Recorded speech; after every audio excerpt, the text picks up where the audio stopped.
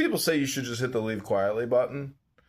Some people kick you to the goo. Some people mod you because they're so bored with the conversation. You never know how the experience is going to happen. These are all very true.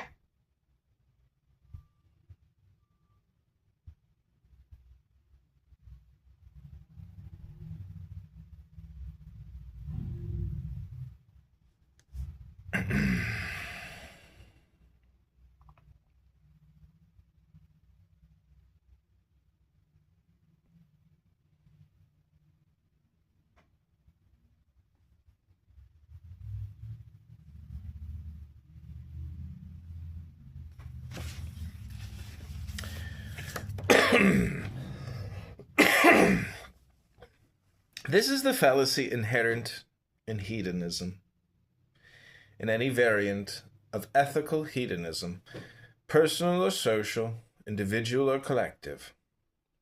Happiness can properly be the purpose of ethics, but not the standard. The task of ethics is to define man's proper code of values, and thus to give him the means of achieving happiness.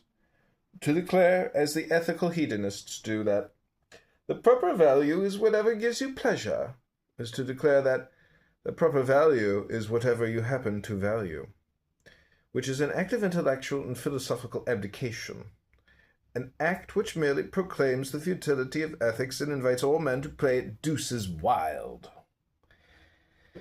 The philosophers who attempted to devise an allegedly rational code of ethics gave mankind nothing but a choice of whims, the selfish pursuit of one's own whims, such as the ethics of Nietzsche, or selfless service to the whims of others, such as the ethics of Bentham, Mill, Comte, and of all social hedonists, whether they allowed man to include his own whims among the millions of others, or advised him to turn himself into a totally selfless shmoo that seeks to be eaten by others.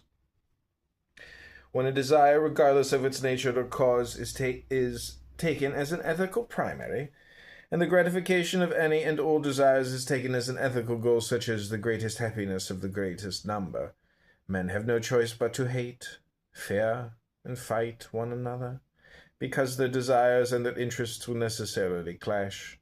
If desire is the ethical standard, then one man's desire to produce and another man's desire to rob him have equal ethical validity. One man's desire to be free and another man's desire to enslave him have equal ethical validity. And one man's desire to be loved and admired for his virtues and another man's desire for undeserved love and